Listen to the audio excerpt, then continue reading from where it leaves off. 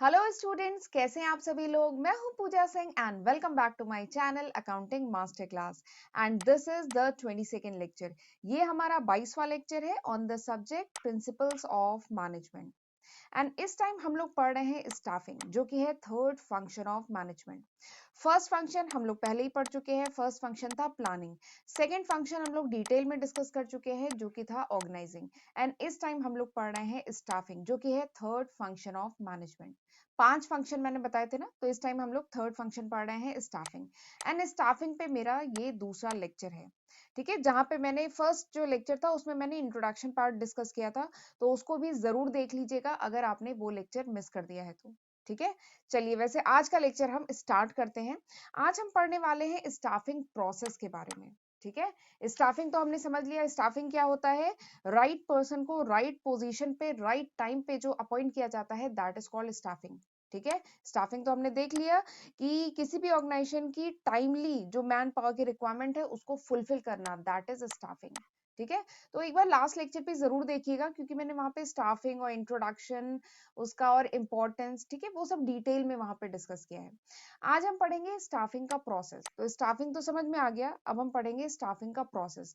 तो ये सिंपल से 8 स्टेप्स होते हैं स्टाफिंग प्रोसेस में। ठीक है, स्टाफिंग मतलब तो समझ में आ गया, राइट पर्सन को राइट पोजीशन पे राइट टाइम पे अपॉइंट करना ना, दिस इज स्टाफिंग। लेकिन ये करेंगे कैसे, क्या सीक्वेंस ऑफ स्टेप फॉलो करेंगे, वो हम आज के लेक्चर में पढ़ेंगे। और ये बहुत इंपॉर्टेंट टॉपिक है स्टाफिंग की। अगर मैं टॉपिक्स की बात करूं तो स्टाफिंग का एक बहुत इंपॉर्टेंट टॉपिक है स्टाफिंग का प्रोसेस। तो ये 8 सिंपल से स्टेप होते हैं स्टाफिंग प्रोसेस में, तो इनको आज के लेक्चर में हम डिटेल में डिस्कस करेंगे। ठीक है, इवन आने वाले लेक्चर्स में मैं कुछ इनके जो टॉपिक हैं, जैसे रिक्रूटमेंट हुआ, सिलेक्शन हुआ, ठीक है, ट्रेनिंग एंड डेवलपमेंट हुआ, परफॉर्मेंस अप्रेजल हुआ, इन पे सेपरेट वीडियो भी बनेंगे। क्योंकि इन मतलब इवन अगर आपने आगे चल के अगर एमबीए करते हैं, ठीक है, या फिर अगर बीबीए में भी जब एचआरएम का पेपर आप पढ़ेंगे, तो इन पे एक सेपरेट चैप्टर होते हैं। ठीक है, रिक्रूटमेंट, सिलेक्शन, तो इनको मैं आगे चल के अभी आपको डिटेल में भी सेपरेट यूनिट में पढ़ाऊंगी। अभी इस लेक्चर में मैं फिलहाल आपको शॉर्ट में सारे ये जो 8 स्टेप है ये हम डिस्कस करेंगे। ठीक है, एक बार देख लेते हैं ये 8 स्टेप क्या है। सबसे पहला स्टेप क्या है, एस्टिमेट करना मैन पावर रिक्वायरमेंट। दूसरा है रिक्रूटमेंट, तीसरा है सिलेक्शन, चौथा है प्लेसमेंट एंड ओरिएंटेशन, पांचवा है ट्रेनिंग एंड डेवलपमेंट, छठा है performance appraisal, and seventh is promotion and career planning, and eighth one is compensation. तो ये 8 सिंपल से स्टेप होते हैं स्टाफिंग प्रोसेस में। ठीक है, तो चलिए अब एक एक करके इन स्टेप को डिटेल में डिस्कस करते हैं। ठीक है, सबसे पहला है estimating the man power requirement. Suppose करिए आपकी एक ऑर्गेनाइजेशन है, ठीक है, आपने एक नया स्टार्टअप शुरू किया है, आपकी ऑर्गेनाइजेशन है, 5 लोग मिलकर वो ऑर्गेनाइजेशन आपने शुरू की है। ठीक है, और आपको अब वहां पे स्टाफिंग करना है। ठीक, तो कौन से सीक्वेंस ऑफ स्टेप आप फॉलो करेंगे वो अब मैं बताने जा रही हूँ। इमेजिन करके करिएगा, ठीक है, इसे रटेंगे तो फिर कुछ समय बाद भूल जाएंगे, बट आप इसको इमेजिन करिए कि आप ये 8 सीक्वेंस ऑफ स्टेप आपको परफॉर्म करने हैं अपनी ऑर्गेनाइजेशन के लिए। आपकी एक ऑर्गेनाइजेशन है, 5 लोग हैं, स्टार्टअप शुरू किया है, ठीक है, मिलके आप लोगों ने शुरू किया है, अब आपको स्टाफिंग प्रोसेस करना है, अपने यहाँ पे राइट पर्सन राइट प्लेस पे अपॉइंट करना है, तो उसके लिए आप सीक्वेंस ऑफ स्टेप ये फॉलो कर रहे हैं। ठीक, तो सबसे पहला स्टेप क्या है, estimating the man power requirement. यानी इस स्टेप में क्या किया जाता है, एस्टिमेट करना, यानी अनुमान लगाया जाता है, फोरकास्टिंग की जाती है कि फ्यूचर में मैन पावर रिक्वायरमेंट कितनी होगी आपकी ऑर्गेनाइजेशन की। ठीक है, मैन पावर रिक्वायरमेंट यानी कितने एम्प्लॉयज की रिक्वायरमेंट होगी आपको फ्यूचर में चल के, ठीक है, उसका आप अनुमान लगाते हैं, उसकी फोरकास्टिंग करते हैं इस स्टेप में। ठीक है, इसका पर्पस क्या है, आप डिटरमाइन कर सकें कि कितने नंबर ऑफ एम्प्लॉय आपको ऑर्गेनाइजेशन में चाहिए और कितने टाइप के एम्प्लॉय चाहिए। ठीक है, नंबर ऑफ एम्प्लॉय यानी 4 चाहिए एम्प्लॉय, 5 चाहिए, 10 चाहिए, 15 चाहिए, आगे आपको किस समय पे कितने एम्प्लॉय चाहिए उसका एस्टिमेशन किया जाता है। प्लस टाइप, यानी जो एम्प्लॉय आपको अपनी ऑर्गेनाइजेशन में चाहिए उनकी क्वालिफिकेशन क्या होनी चाहिए, उनकी स्किल क्या हो, उनका एक्सपीरियंस क्या हो, तो ये सारी चीजें इसमें हम फोरकास्ट करते हैं। ठीक है, एस्टिमेट करते हैं, तो this is estimation of man power planning. ठीक है, और एक चीज और है, इसका जो एनालिसिस किया जाता है मैन पावर प्लानिंग की रिक्वायरमेंट को जब एस्टिमेट किया जाता है, तो इसमें 2 तरीके के एनालिसिस होते हैं, ये बहुत इंपॉर्टेंट है। एक है वर्क लोड एनालिसिस और एक होता है वर्क फोर्स एनालिसिस। पहले आपको बताती हूँ वर्कलोड एनालिसिस। वर्कलोड एनालिसिस मतलब डिटरमाइन करना कि कितने नंबर, इसका मतलब होता है कि कितने नंबर और कितने टाइप के एम्प्लॉयज या ह्यूमन रिसोर्स कह लीजिए आपको अपनी ऑर्गेनाइजेशन में चाहिए।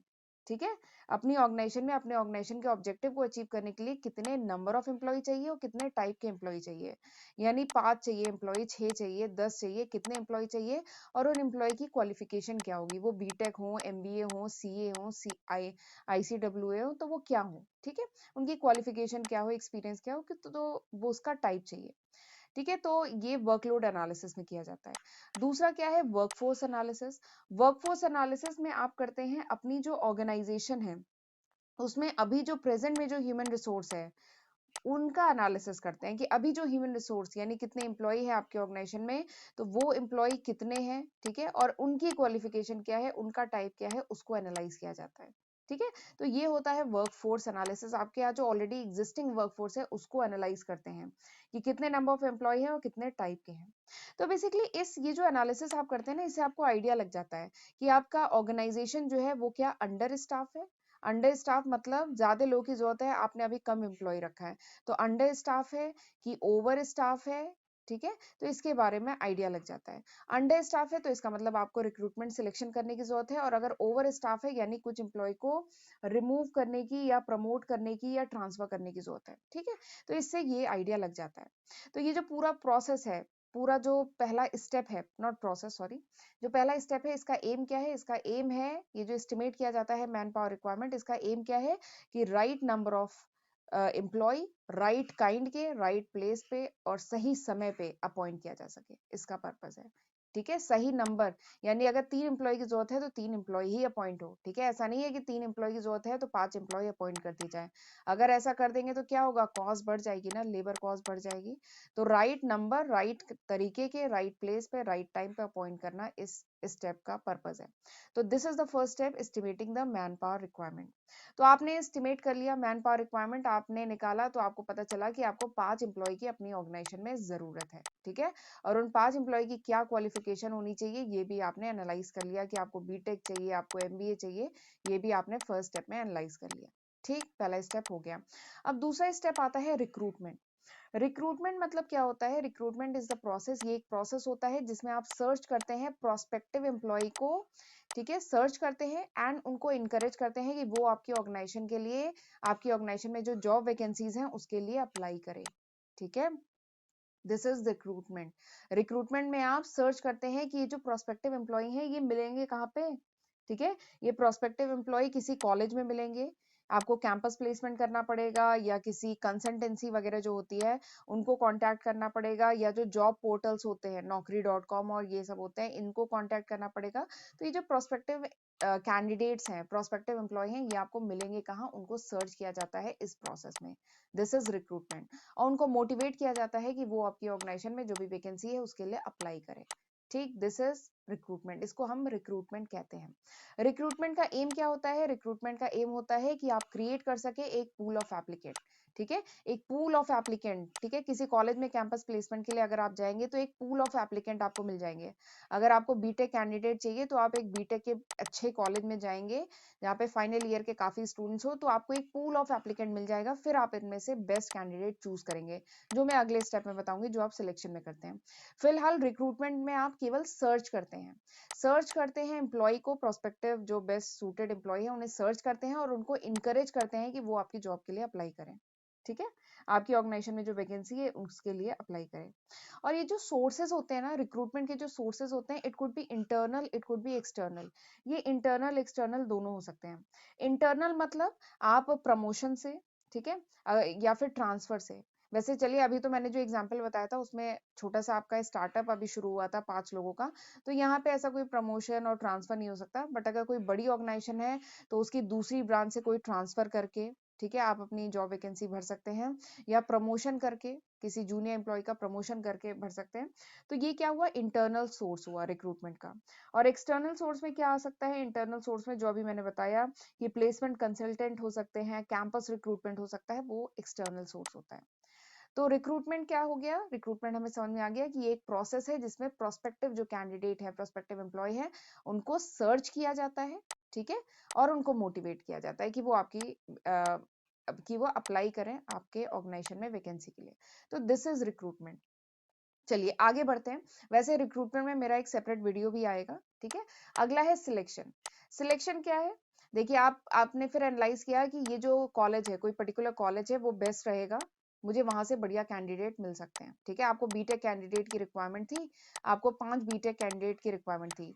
ठीक है, ये आपने पहले स्टेप में एनालाइज किया कि आपको 5 कैंडिडेट की रिक्वायरमेंट है जो बीटेक हो, और सेकंड स्टेप रिक्रूटमेंट में आपने एनालाइज किया कि ये जो पर्टिकुलर एक्स कॉलेज है, यहाँ पे मुझे बढ़िया कैंडिडेट मिल जाएंगे, तो आपने रिक्रूटमेंट भी कर लिया। अब आप करेंगे सिलेक्शन। तीसरा स्टेप क्या है, तो उस कॉलेज में तो 50 बच्चे हैं, 50 स्टूडेंट का वो पूरा बैच है, अब आपको 50 में से 5 चूज करना है। ठीक है, तो अगला स्टेप क्या है, सिलेक्शन। सिलेक्शन मतलब क्या है, choosing the best person, choosing the best employee out of the pool of prospective candidate. जो प्रोस्पेक्टिव 50 कैंडिडेट थे उसमें से बेस्ट 5 कैंडिडेट को चूज करना।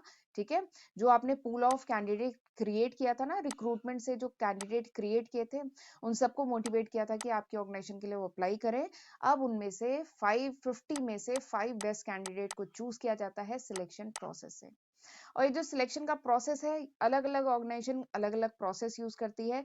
जैसे कुछ जो है ऑर्गेनाइजेशन डिफरेंट टाइप के टेस्ट लेती है, एप्टीट्यूड टेस्ट, ठीक है, और भी एप्टीट्यूड टेस्ट में भी टेक्निकल टेस्ट, एचआर राउंड, बहुत सारे टेस्ट लिए जाते हैं, और एक इनिशियल स्क्रीनिंग करने के लिए एक प्रिलिमिनरी स्क्रीनिंग भी की जाती है।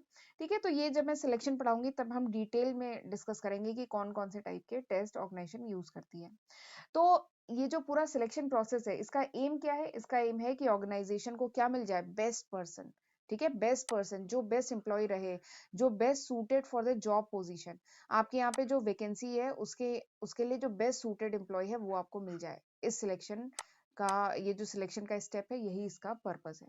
ठीक है, और फिर जो कैंडिडेट है, जब वो सिलेक्शन प्रोसेस को क्लियर कर लेता है, सारे हर्डल क्लियर कर लेता है, फिर उसको क्या कर दिया जाता है, जॉब में, जॉब का जो भी कॉन्ट्रैक्ट है वो उसको दिया जाता है, जिसमें सारी टर्म एंड कंडीशन लिखी होती है, डेट ऑफ ज्वाइनिंग लिखी होती है। ठीक है, तो वो उसको दे दिया जाता है, लेटर, जो ज्वाइनिंग लेटर होता है वो उसको दे दिया जाता है, ऑफर लेटर। ठीक है, तो this is selection, this is the third step.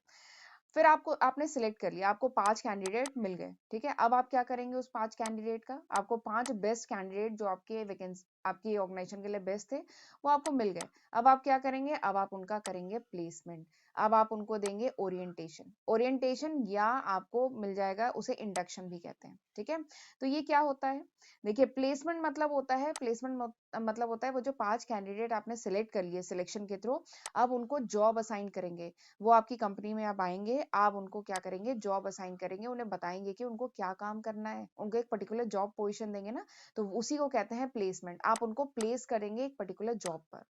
ठीक है, जो कि आपने जिन कैंडिडेट को सिलेक्ट किया है, फिर आपने जॉब पे उन्हें प्लेस कर दिया, फिर आप उनको देंगे ओरिएंटेशन। ओरिएंटेशन कहा जाता है या फिर कहा जाता है इंडक्शन। इंडक्शन या ओरिएंटेशन में क्या होता है, आप वो जो सिलेक्टेड कैंडिडेट हैं, जो 5 आपने सिलेक्ट किए हैं कैंडिडेट उस कॉलेज से, ठीक है, अब आप उनको क्या करते हैं, ओरिएंटेशन या इंडक्शन प्रोग्राम देते हैं, जिसमें आप इंट्रोड्यूस करते हैं उन 5 सिलेक्टेड कैंडिडेट को इंट्रोड्यूस करते हैं दूसरे एम्प्लॉय से। ठीक है, ऑर्गेनाइजेशन में बहुत सारे दूसरे एम्प्लॉय होंगे, वो जो कैंडिडेट आपने सिलेक्ट किए हैं उनके सुपीरियर होंगे, उनके सब ऑर्डिनेट होंगे, उनके कलीग्स होंगे, तो उन सबसे उनको इंट्रोड्यूस कराया जाता है। प्लस ऑर्गेनाइजेशन के जो भी रूल रेगुलेशन है, ऑर्गेनाइजेशन की जो भी पॉलिसी है, उनसे भी उनको इंट्रोड्यूस कराया जाता है। देखिए, वो जो 5 नए कैंडिडेट आपने सिलेक्ट किए हैं, वो तो नए हैं ना, वो आपके ऑर्गेनाइजेशन के बारे में कुछ नहीं जानते हैं। ठीक है, तो आगे चल के उनसे कोई गलती ना हो, उन्हें सारी नॉलेज रहे, तो इसलिए उनको क्या किया जाता है, ऑर्गेनाइजेशन के रूल रेगुलेशन, ऑर्गेनाइजेशन की पॉलिसी से इंट्रोड्यूस कराया जाता है। इवन आप में से अगर बहुत सारे बच्चे एमबीए अगर कर रहे होंगे, एमबीए के हैं मेरे पास बहुत सारे स्टूडेंट, तो एमबीए अगर कर रहे होंगे, तो आपने जब एमबीए में एडमिशन लिया होगा, तो वहां पे भी आपने इंडक्शन प्रोग्राम आपका हुआ होगा। इंडक्शन प्रोग्राम किसी भी न्यू ज्वाइनी का, चाहे वो किसी कंपनी में न्यू ज्वाइनी हो या किसी कॉलेज में नए स्टूडेंट जब आते हैं, तो उनका ओरिएंटेशन प्रोग्राम कराया जाता है। बीबीए एमबीए में बहुत होता है, तो ओरिएंटेशन प्रोग्राम कराया जाता है, जिसमें जो न्यू स्टूडेंट आ रहे हैं कॉलेज में, उनको कॉलेज के बारे में पूरी इंफॉर्मेशन दी जाती है, कॉलेज की हिस्ट्री के बारे में, कॉलेज के टॉप मैनेजमेंट के बारे में, कॉलेज के डिफरेंट एक्टिविटीज जो कॉलेज में होती है उसके बारे में, कॉलेज में डिफरेंट डिपार्टमेंट्स कौन से हैं, डिफरेंट टीचर्स कौन से हैं, उनको कौन से सब्जेक्ट पढ़ने हैं, उनको कौन से टीचर्स पढ़ाएंगे, उनके बारे में सारी डिटेलिंग कह लीजिए, और कॉलेज के रूल रेगुलेशन की सारी बातें उनको बताई जाती है ओरिएंटेशन या इंडक्शन में। ऐसे ही कोई एम्प्लॉय अगर ऑर्गेनाइजेशन ज्वाइन करता है, तो उसको भी ये सारी इंफॉर्मेशन दी जाती है। तो this is orientation and placement. तो ये होता है चौथा स्टेप। चलिए आगे बढ़ते हैं। अच्छा, आगे बढ़ने से मैं पहले बताना चाहती हूँ कि this is the list of subject जो मैं आज की तारीख यानी फरवरी 2022 तक अपने चैनल पे अपलोड कर चुकी हूँ। अगर ये वीडियो आप कुछ महीने बाद देख रहे हैं, कुछ साल बाद देख रहे हैं, तो इसमें कई और नए सब्जेक्ट ऐड हो चुके होंगे। ये अभी तक है, ये है फरवरी 2022 तक इतने सारे सब्जेक्ट। ठीक है, मेरे चैनल पे 350 से भी ज्यादा वीडियो लेक्चर्स मैंने अपलोड किए हैं और कोशिश की है कि सारे वीडियो लेक्चर्स सीक्वेंस में हो। और ये जो जितने भी सब्जेक्ट्स हैं ना, इन सबकी सेपरेट प्लेलिस्ट है मेरे चैनल पे। तो मैं बस यही चाहूंगी कि ये सारे जो मैंने लेक्चर वीडियोस अपलोड किए हैं, ये मैंने आपके लिए अपलोड किए हैं, तो इनका जरूर फायदा उठाइए, मेरे चैनल पे जाइए और प्लेलिस्ट जरूर चेक करिए और इन वीडियो लेक्चर्स की मदद से खुद भी पढ़िए और अपने फ्रेंड्स के साथ भी इनको ज्यादा से ज्यादा शेयर करिए। राइट, और मेरे चैनल पे फर्स्ट टाइम आए हैं तो चैनल को जरूर सब्सक्राइब करिएगा। ठीक है, एंड नोटिफिकेशन बेल भी प्रेस करना बहुत जरूरी है, ताकि जब भी मैं कोई नया वीडियो डालूं आपको नोटिफिकेशन मिल जाए। ठीक, और प्लीज मुझे फीडबैक भी जरूर दिया करिए कि हाउ वाज दिस लेक्चर, ये लेक्चर कैसा था, ये लेक्चर आपके लिए एक्चुअली में यूजफुल था भी कि नहीं था। ठीक है, फीडबैक प्लीज दिया करिए, केवल 1 सेकंड लगता है फीडबैक देने में। ठीक है, तो चलिए फिर आगे बढ़ते हैं। अब मैं आपको बताती हूँ 5वां स्टेप। आपने सबसे पहले कर लिया मैन पावर प्लानिंग, ठीक है, फिर उसके बाद कर लिया रिक्रूटमेंट, फिर कर लिया सिलेक्शन, उसके बाद आपने 4th स्टेप में क्या कर लिया, प्लेसमेंट एंड ओरिएंटेशन कर लिया। अब आया 5th स्टेप। 5th स्टेप क्या है, ट्रेनिंग एंड डेवलपमेंट। एम्प्लॉय को आपने पर्टिकुलर जॉब पोजीशन पे अपॉइंट कर दिया। ठीक है, अब आप क्या करेंगे, अब आप देंगे उसको ट्रेनिंग एंड उसका डेवलपमेंट करेंगे। ट्रेनिंग से बेसिकली क्या होती है, एम्प्लॉय की जॉब नॉलेज बढ़ती है, जो भी टास्क उसको परफॉर्म करना है, जो भी जॉब उसको परफॉर्म करना है, उसके रिगार्डिंग उसकी नॉलेज क्या होगी, इनहांस होगी, इंप्रूव होगी। एम्प्लॉय की कंपिटेंसी बढ़ेगी अगर एम्प्लॉय को जॉब ट्रेनिंग प्रोवाइड की जाए। ठीक है, और इससे वो अपने जॉब को और इफिशिएंटली और इफेक्टिवली परफॉर्म कर पाएगा। तो दिस इज ट्रेनिंग। ट्रेनिंग वैसे ये बहुत ही कॉमन टर्म है, हम यूज करते हैं। तो ट्रेनिंग में क्या होता है, एम्प्लॉय जिसको आपने सिलेक्ट किया है, एक पर्टिकुलर जॉब पे अपॉइंट किया है, अब उस वो और इफिशिएंटली अपने काम को कर पाए, इसके लिए उसको ट्रेनिंग प्रोवाइड की जाती है। प्लस उसकी करियर ग्रोथ भी होगी। ठीक है, उसकी कंपिटेंसी बढ़ेगी, उसकी करियर ग्रोथ बढ़ेगी और प्लस उसमें और ज्यादा कॉन्फिडेंस आएगा। ठीक है, ट्रेनिंग से, और वो आपकी ऑर्गेनाइजेशन के लिए और ज्यादा कंट्रीब्यूट कर पाएगा, काम को और इफेक्टिवली एंड इफिशिएंटली परफॉर्म कर पाएगा। तो इसमें ऑर्गेनाइजेशन का ही फायदा है। ठीक है, एम्प्लॉय को अगर ऑर्गेनाइजेशन ट्रेनिंग देती है, तो इसमें ऑर्गेनाइजेशन का ही फायदा है कि वो एम्प्लॉय अब और ज्यादा कंट्रीब्यूट कर पाएगा आपकी ऑर्गेनाइजेशन के लिए। ठीक, अब ये जो ट्रेनिंग होती है, ये इन हाउस ट्रेनिंग हो सकती है, यानी आपकी ऑर्गेनाइजेशन में ही आपको एक ट्रेनर बाहर से बुलाएं, या आपके ऑर्गेनाइजेशन से ही कुछ लोग ट्रेनिंग प्रोवाइड कर सकते हैं न्यू ज्वाइनी को, या फिर आपकी ऑर्गेनाइजेशन का टाई अप हो सकता है किसी इंस्टीट्यूट से, आप अपने एम्प्लॉय को कहीं बाहर ट्रेनिंग के लिए कुछ समय के लिए भेज सकते हैं। तो दोनों ही टाइप की ट्रेनिंग प्रोवाइड की जाती है। ठीक है, तो this is training and development, 5वां स्टेप। ठीक है, आ जाइए अगले स्टेप पे। 6th स्टेप है परफॉर्मेंस अप्रेजल। ठीक है, अब आपने एम्प्लॉय को ट्रेनिंग भी प्रोवाइड कर दी, अब एम्प्लॉय आपकी ऑर्गेनाइजेशन में काम करने लगा। ठीक है, तो अब आप करेंगे उसका परफॉर्मेंस अप्रेजल। देखिए, परफॉर्मेंस तो मतलब समझ रहे हैं, अप्रेजल मतलब होता है मेजर करना। अप्रेजल मतलब क्या होता है, मेजर करना।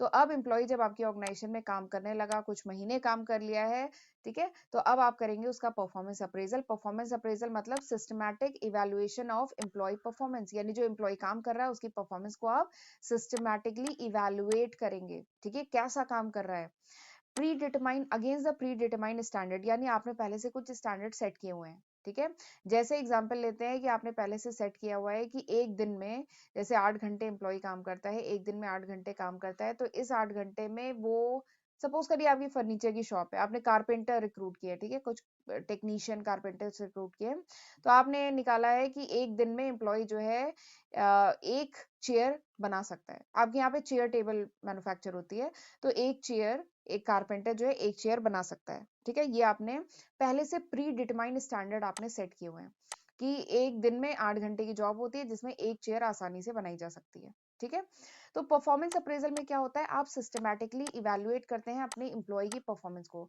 जो आपके ऑर्गेनाइजेशन में आपकी जो फर्नीचर की फैक्ट्री है, वहां पे जो आपने कारपेंटर हायर किए हुए हैं, कारपेंटर अपॉइंट किए हुए हैं, ठीक है, कारपेंटर को सिलेक्ट किया हुआ है, उनका आप क्या कर रहे हैं, एक प्री डिटरमाइंड स्टैंडर्ड के अगेंस्ट आप उनकी परफॉर्मेंस को इवैल्यूएट कर रहे हैं। प्री डिटरमाइंड स्टैंडर्ड यानी पहले से आपने कुछ स्टैंडर्ड सेट किए हुए हैं प्रॉपर एनालिसिस करके। तो आपने स्टैंडर्ड सेट किया है कि एक दिन में एक चेयर आसानी से बनाई जा सकती है, तो फिर इसके बेसिस पे आप जो कारपेंटर्स हैं उनकी परफॉर्मेंस को इवैल्यूएट कर रहे हैं। ठीक है। तो परफॉर्मेंस मतलब ये जो अप्रेजल होता है, इसमें बेसिकली होता क्या है, सबसे पहले जॉब डिफाइन की जाती है, यानी उस एम्प्लॉय को काम क्या करना है, फिर उसकी परफॉर्मेंस को मेजर किया जाता है, यानी अप्रेज किया जाता है, परफॉर्मेंस को मेजर किया जाता है कि एम्प्लॉय क्या एक दिन में एक चेयर बना पाया कि नहीं, वो जो कारपेंटर है बेसिकली एक दिन में एक चेयर बना पाया कि नहीं, और फिर उसको उसी के अकॉर्डिंग जो है फीडबैक प्रोवाइड किया जाता है। ठीक है। अगर उसने एक चेयर बना दी है और अच्छे से ढंग से बनाई है तो वैसा फीडबैक दिया जाता है, अगर नहीं बना पाया तो फिर क्या कमी रह गई वो सब देखा जाता है। ठीक है। तो this is performance appraisal.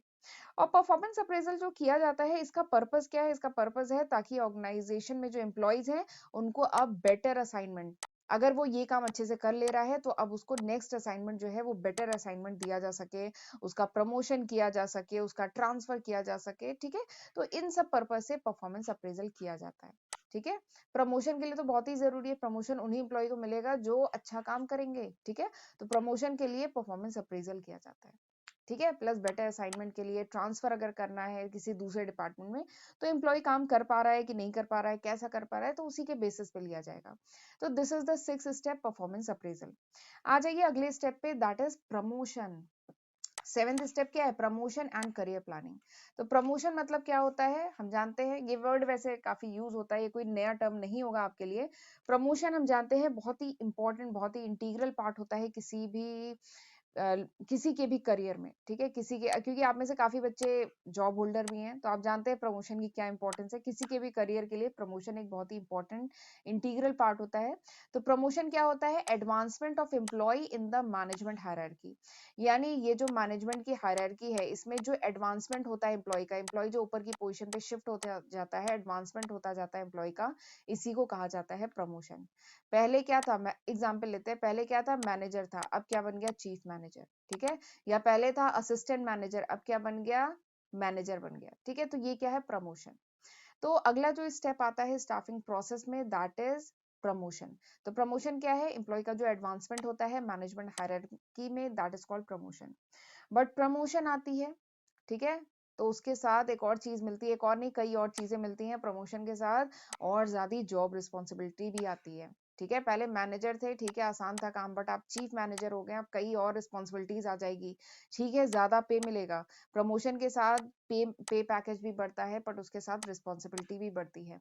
Promotion के साथ आपका स्टेटस भी ऑर्गेनाइजेशन में हायर हो जाता है, और ज्यादा प्रेस्टीज मिलती है, और ज्यादा स्टेटस बढ़ जाता है, ज्यादा पे पैकेज मिलेगा, और प्लस उसके साथ रिस्पॉन्सिबिलिटी भी और ज्यादा बढ़ जाएगी, प्लस एम्प्लॉय के अंदर मोटिवेशन भी बढ़ता है। ठीक है। तो ये है seventh step, promotion and career planning. अब आ जाइए आखिरी स्टेप पे, दैट इज कंपनसेशन।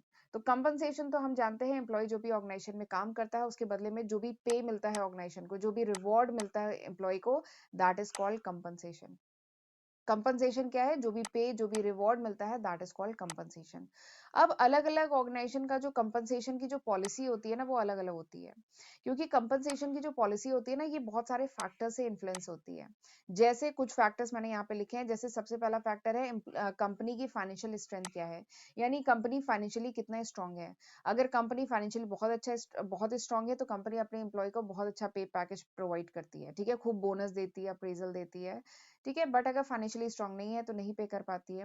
तो कंपनसेशन की जो पॉलिसी है किसी भी कंपनी की, वो बहुत सारे फैक्टर, जैसे कंपनी की फाइनेंशियल स्ट्रेंथ क्या है, एंड कंपीटिंग फर्म, यानी आसपास की जो कंपीटिंग फर्म है वो कैसा पे कर रही है अपने एम्प्लॉय को, गवर्नमेंट की क्या पॉलिसी है रिगार्डिंग कंपनसेशन, प्लस उस एम्प्लॉय ने कितना अच्छा बार्गेन किया था इंटरव्यू के टाइम, या जो ट्रेड यूनियन है उनका बार्गेनिंग पावर कैसा है, एंड प्लस कंपनी की पॉलिसी क्या है रिगार्डिंग द कंपनसेशन। ठीक है। रिगार्डिंग द पे पैकेज के रिगार्डिंग कंपनी की क्या पॉलिसी है। तो ये सारे फैक्टर्स इन्फ्लुएंस करते हैं किसी भी कंपनी के कंपनसेशन पॉलिसी को। ठीक है, कि वहां पे जॉब पैक मतलब जो पैकेज वगैरह होंगे वो कैसे होंगे। ठीक है। तो ये इन सारे फैक्टर्स पे डिपेंड करता है। ठीक। अब ये जो ऑर्गेनाइजेशन होती है, ये जो कंपनसेशन देती है, ये दो फॉर्म्स में दे सकती है। पहला क्या है, डायरेक्ट फाइनेंशियल बेनिफिट, दूसरा क्या है, indirect payment. Direct financial benefit मतलब होता है वेजेस के फॉर्म में, सैलरी के फॉर्म में, इंसेंटिव के फॉर्म में, कमीशन के फॉर्म में जो बेनिफिट्स मिले ना, तो उसे कहते हैं डायरेक्ट फाइनेंशियल बेनिफिट। ठीक है। अब ये टाइम, यानी ये जैसे कुछ कंपनी में डेली के बेसिस पे भी, जैसे जो लेबर्स होते हैं उन्हें डेली के बेसिस पे मिलता है, या वीकली बेसिस पे भी कंपनी दे सकती है, या मंथली बेसिस पे भी मिलता है। मंथली बेसिस पे, नॉर्मली तो मंथली बेसिस पे ही मिलता है। ठीक है। तो ये है डायरेक्ट फाइनेंशियल बेनिफिट।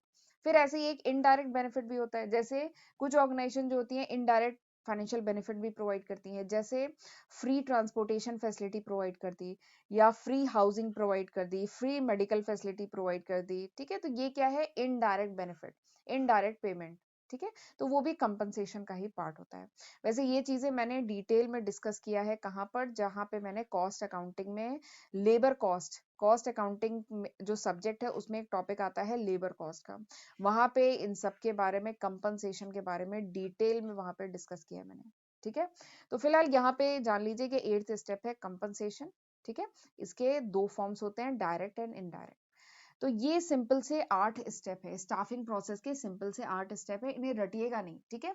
इन्हें समझने की कोशिश करिएगा। सबसे पहले आपने ऑर्गेनाइजेशन में क्या किया, मैन पावर प्लानिंग किया, कितने इंप्लॉय रिक्वायर्ड है, फिर रिक्रूटमेंट किया, सिलेक्ट किया आपने कि कहाँ से आप इन एम्प्लॉय को सिलेक्ट करेंगे, ठीक है, कहाँ पे ये पूल ऑफ एप्लीकेंट क्रिएट किया आपने रिक्रूटमेंट में, फिर बेस्ट एम्प्लॉय सिलेक्ट किया, फिर उनका प्लेसमेंट किया, ऑर्गेनाइजेशन में उन्हें जॉब असाइन की, उनको इंट्रोड्यूस कराया ऑर्गेनाइजेशन से, फिर उनको ट्रेनिंग प्रोवाइड की, फिर उसके बाद उनकी परफॉर्मेंस को अप्रेजल किया, परफॉर्मेंस मेजर किया, उसके बाद उनको प्रमोशन प्रोवाइड किया, और फिर मतलब फिर उनका कंपनसेशन भी डिसाइड किया। अच्छा, कंपनसेशन इस स्टेप में नहीं डिसाइड किया, कंपनसेशन भी डिसाइड किया जाता है जब ऑर्गेनाइजेशन में कोई एम्प्लॉय रिक्रूट वगैरह की, मतलब जब सिलेक्शन वगैरह होता है एम्प्लॉय का, तब डिसाइड होता है, ठीक है।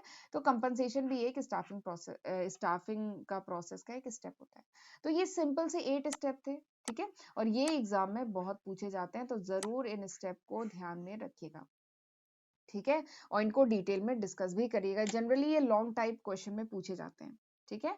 तो चलिए, this was all about today's lecture, ये था पूरे आज का लेक्चर का कंटेंट। आई होप आपको समझ में आया होगा, और प्लीज मुझे कमेंट सेक्शन में जरूर बताइएगा कि हाउ वाज दिस लेक्चर, मुझे आपके फीडबैक का हमेशा इंतजार रहता है, ठीक है। तो चलिए फिर मिलते हैं अगले लेक्चर में। अगले लेक्चर में अब हम ये जो टॉपिक्स है ना, recruitment, selection, training and placement, इनको अब मैं डिटेल में सेपरेट वीडियोस बनाऊंगी इन पे, ठीक है। तो इनको और डिटेल में हम लोग पढ़ेंगे, ठीक है। तो चलिए फिर मिलते हैं अगले लेक्चर में, तब तक अपना ध्यान रखिएगा। God bless you.